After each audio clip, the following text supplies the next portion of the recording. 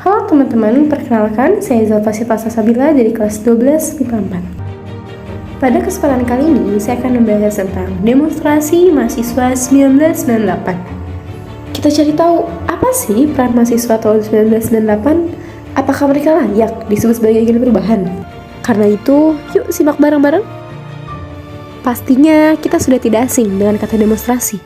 Tindakan massa yang mendukung, menolak, atau mengoreksi kebijakan pemerintah, pusat, atau daerah. Sebenarnya ada apa di balik kata demonstrasi mahasiswa 1998? Demonstrasi besar-besaran yang katanya mampu menguncang sistem pemerintahan, perpindahan Orde Baru versus reformasi. Lantas, seperti apa kronologinya? Tahun 1998 memang menyimpan kisah penting dalam sejarah perjalanan Indonesia karena menjadi penanda adanya babak baru, yakni era reformasi. Awalnya, gerakan mahasiswa menuntut turunnya harga-harga kebutuhan pokok yang melonjak sangat tinggi sejak Juli 1997. Selain itu, para mahasiswa juga menuntut kepada MPR untuk tidak lagi mencalonkan Soeharto sebagai presiden untuk periode ke-7. Namun, tuntutan tersebut tidak dihiraukan oleh MPR. MPR tetap mencalonkan Soeharto sebagai presiden dan B.J. Habibie sebagai wakil presiden. Pada akhirnya, Soeharto kembali terpilih dan menjabat sebagai presiden Indonesia. Sejak saat itu, berbagai aksi demonstrasi sudah mulai dilakukan oleh para mahasiswa, yang membuat kondisi dan situasi di Indonesia semakin tidak stabil. Terjadinya gerakan mahasiswa 1998 juga tidak terlepas dari krisis moneter yang terjadi pada 1997 di Thailand, yang kemudian menyebar hingga ke Indonesia. Di Indonesia, krisis moneter terjadi cukup hebat dan berkembang menjadi masalah ekonomi yang sangat serius.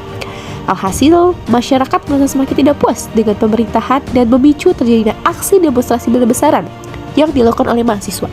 Salah satu gerakan mahasiswa yang masih terus teringat sampai saat ini adalah tragedi Trisakti yang berlangsung pada 12 Mei 1998. Pada kala itu, mahasiswa melakukan demonstrasi dan berjalan dari Universitas Trisakti menuju gedung DPR atau MPR. Sayangnya, aksi mereka dihalangi oleh polri yang disusul dengan kedatangan militer. Beberapa mahasiswa pun mencoba bernegosiasi dengan pihak polri. Akhirnya, sekitar pukul 17.15, para mahasiswa bergerak mundur. Pergerakan ini diikuti dengan majunya aparat keamanan. Tiba-tiba, aparat keamanan langsung menembak peluru ke arah para mahasiswa. Karena panik, para mahasiswa langsung berhamburan. Sebagian besar dari mereka melarikan diri dan berlindung di dalam gedung Universitas Trisakti. Tragedi Trisakti menewaskan 4 mahasiswa Universitas Trisakti, yaitu Elang Mulia Lesmana, Heri Hertanto, Hafidin Royan, dan Hendriawan Saim. Puncak gerakan mahasiswa 1998 adalah sekitar 15.000 mahasiswa menduduki gedung DPR atau MPR dan menuntut pengunduran diri Presiden Soeharto. Presiden Soeharto pun semakin terdesak akibat aksi demonstrasi besar-besaran yang dilakukan mahasiswa. Pada akhirnya, pada 21 Mei 1998 pukul 9 WIB, Soeharto secara resmi menyatakan berhenti menjabat sebagai Presiden Indonesia di Istana Merdeka. Sesuai ketentuan UUD 1945, wakil presiden yang waktu menjabat yaitu B.J. Habibie otomatis menghentikan jabatan Soeharto. Dengan berakhirnya kekuasaan Soeharto, maka berakhir pula Orde Baru dan beralih ke reformasi. Penyebab terjadinya gerakan mahasiswa 1998 adalah tuntutan adanya reformasi dalam sistem pemerintahan Indonesia. Dalam gerakannya, mahasiswa Indonesia menyampaikan beberapa tuntutan yang dikenal sebagai 6 agenda reformasi 1998. Isi 6 agenda reformasi 1998 adalah: yang pertama, mengadili Soeharto dan para pengikutnya, amandemen UUD 1945, otonomi daerah seluas-luasnya, penghapusan dwi fungsi ABRI, hapuskan KKN, korupsi, kolusi, nepotisme, dan yang terakhir adalah menegakkan supremasi hukum. Nah, seperti yang sudah dijelaskan sebelumnya, berarti kini kita bisa menyimpulkan, apa sih peran mahasiswa tahun 1998? Apakah mereka layak disebut sebagai agen perubahan? Tentu jawabannya adalah mereka layak. Kenapa demikian? Hal itu tentu karena pada masa Orde Baru banyak sekali terjadi kesenjangan sosial, perpecahan, pembangunan tidak merata, hingga krisis moneter yang amat sangat menyiksa masyarakat Indonesia pada masa itu.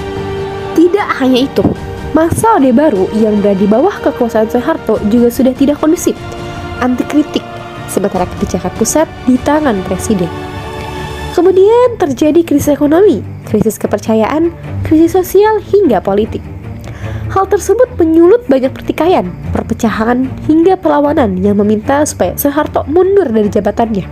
Sehingga masa Orde Baru bisa segera digantikan dengan reformasi. Era reformasi atau era pasca Soeharto di Indonesia dimulai pada tahun 1998. Tepatnya saat kejatuhan Soeharto, Presiden Soeharto mengundurkan diri pada 21 Mei 1998 dan digantikan oleh wakil presidennya saat itu, yaitu B.J. Habibie. Tujuan reformasi yaitu memperbarui tatanan kehidupan bermasyarakat, berbangsa, dan bernegara agar sesuai dengan nilai-nilai Pancasila dan UUD 1945, baik dalam bidang ekonomi, politik, hukum, serta bidang lainnya. Dampak era reformasi. Yang pertama, mendorong kehidupan politik yang terbuka, dinamis, dan demokratis, tingginya minat dan partisipan masyarakat dalam pengelolaan negara, adanya pembatasan masa jabatan presiden, meningkatkan derajat bangsa Indonesia, terlaksananya UUD 1945 dan amandemennya, sifat terbuka Indonesia pada dunia internasional, rakyat bebas menyalurkan aspirasi, kebebasan pilpres, dan yang terakhir, terlaksananya pemilihan presiden langsung.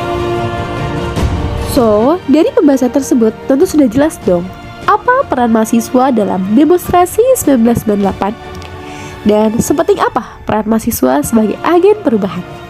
Mungkin sampai di sini dulu pembahasan kita tentang demonstrasi mahasiswa 1998. See you later and terima kasih.